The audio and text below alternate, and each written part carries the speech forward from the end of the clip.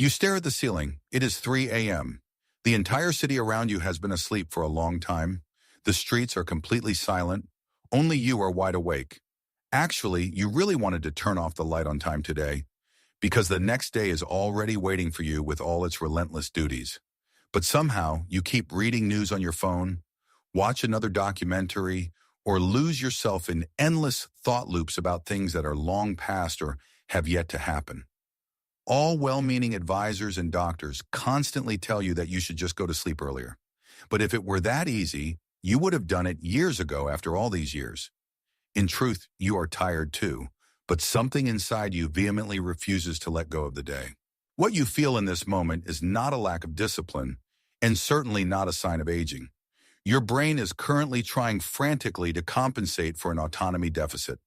It is a silent, nocturnal, survival struggle of your psyche. We are now going to find out why your brain fights this invisible war at night and why the old standard tip of simply turning off the light earlier is complete psychological nonsense. For a whole lifetime, a very specific iron rule has been drilled into us. Society celebrates the early risers. It is suggested to us that only those who get up with the first rays of sun are immediately productive and go to bed reasonably in the evening truly have their lives under control. Anyone who stays awake deep into the night is quickly considered undisciplined or unstructured in this old-fashioned performance culture. But let us take an honest look at your everyday life. Your day is extremely determined by others. You might have a family to take care of, adult children who still need advice, or aging parents who demand your support. In your job, you carry responsibility, must constantly make decisions, and think for others. All day long, you mask your own exhaustion. You function. You deliver. You are the rock in the surf for your entire environment. When the evening finally breaks, you are physically and mentally completely drained. It feels as if the day has been stolen from you. None of these many hours really belong to you alone. If you were to go to sleep immediately now, your life would consist only of fulfilling duties, work, and unconsciousness. The tiredness you feel in the evening mixes with a deep frustration. It is an exhaustion that falsely feels like personal failure because you simply can't find the strength for meaningful hobbies in the evening anymore. But this deep-seated feeling of loss of control is absolutely not an illusion because there is a measurable psychological mechanism that keeps you awake night after night to literally save you from emotional starvation. In modern behavioral research, this phenomenon is now taken very seriously. The Dutch researcher Dr. Floor Kroos from Utrecht University coined the term revenge bedtime procrastination in 2004. It describes exactly the behavior of people who have little control over their own time during the day and therefore intentionally delay sleep to reclaim a small piece of freedom in the night. This is closely related to another concept that the psychologist Roy Baumeister called willpower fatigue. The theory states that our willpower is a limited resource. If you had to control your impulses all day long, remain friendly even though you were annoyed, and fulfill duties, your willpower reservoir is simply empty in the evening. This is exactly where our central term comes in. The autonomy deficit is now at its absolute peak because your psyche has had to endure too much external determination and too little self-determination throughout the day. The deep night is the only moment when no one wants anything from you anymore. The phone no longer rings. There are no new tasks. The world stands still. In this absolute silence, your brain demands its right to individuality. You take revenge on your own tightly scheduled everyday life by taking the night for yourself.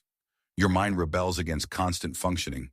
If we have understood that your brain only wants to steal back time, the all-decisive question arises: how exactly do you trick this complex system without sacrificing your well-deserved sleep?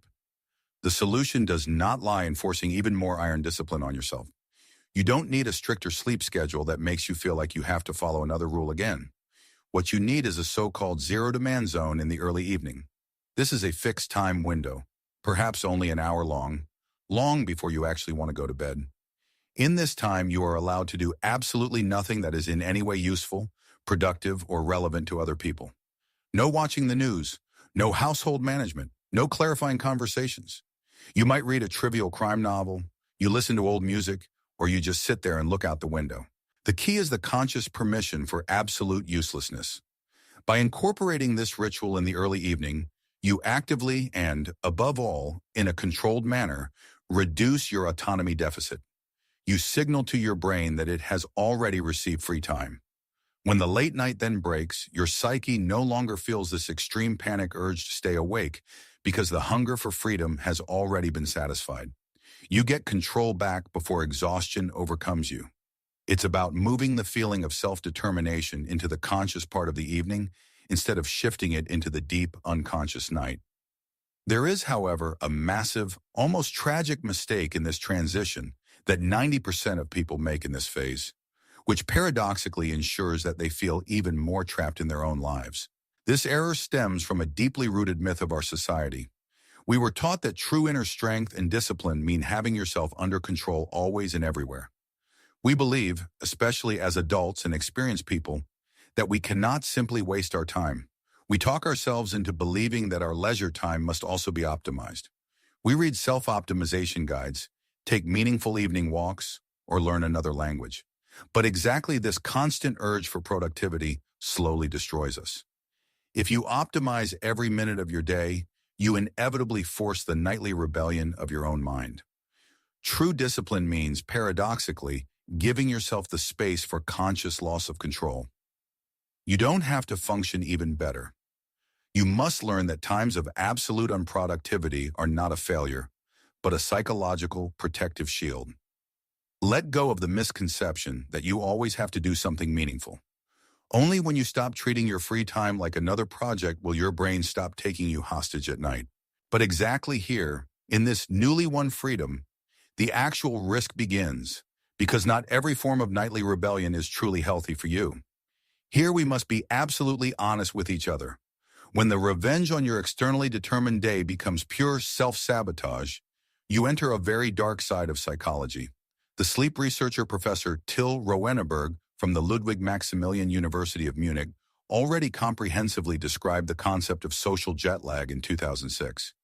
If you stay up extremely late, even though your everyday life requires getting up early, you are living in the wrong time zone of your own life.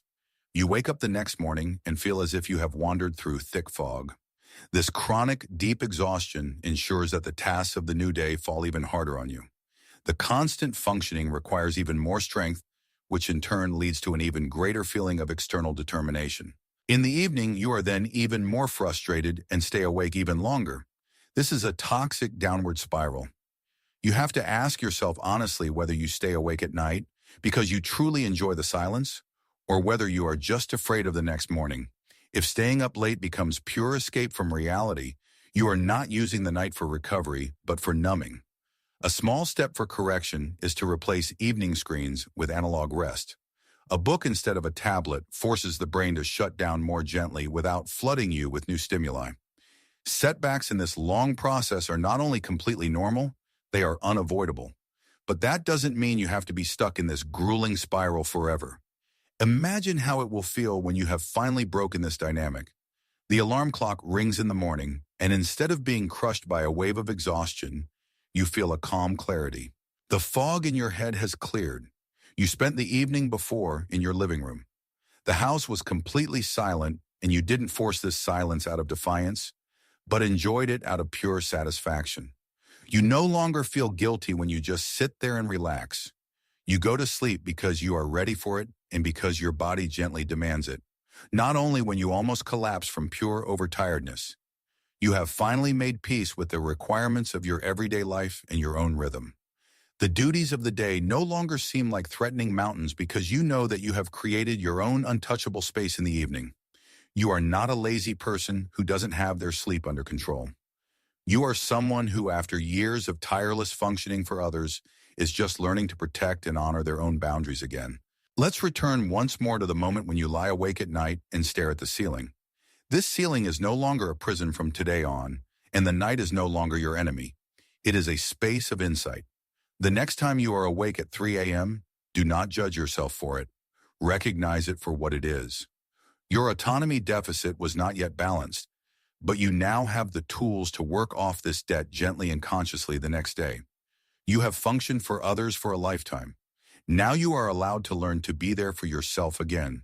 To all the night owls and tireless everyday heroes out there, If you are now ready not only to protect your brain from sensory overload, but to actively build it up, then click on the next video. There I will show you 15 concrete hobbies that measurably improve your neuronal plasticity and literally let your brain grow. We'll see you over there. If this exploration of the night has changed the way you look at your own exhaustion, please subscribe and like the channel. We are uncovering the psychological history that has been buried under the weight of modern expectations. Reclaim your autonomy and plant the seeds for a more balanced future. The next treasure of insight will be opened soon.